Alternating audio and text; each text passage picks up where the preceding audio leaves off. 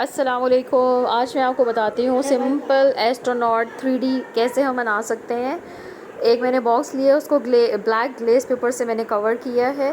और फेस बनाने के लिए मैंने सिंपल लाइट येलो से कलर का सर्कल लिया, उसको मैंने बॉक्स पे पेस्ट कर दिया है।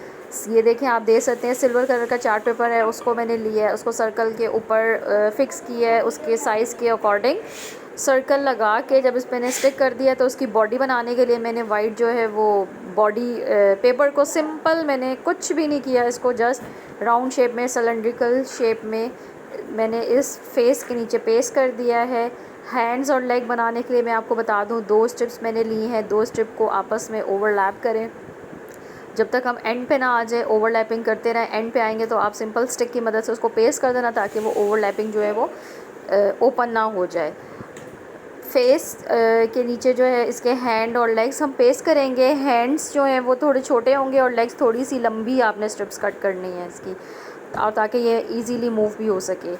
तो ये देखिए, मैंने इसको पेस्ट कर दिया है और जस्ट 3D एस्ट्रोनॉट फ़न के लिए आपका तैयार है। इसको बनाएं, अपने बच्चों को सिखाएं, इट्स वेरी फ़नी।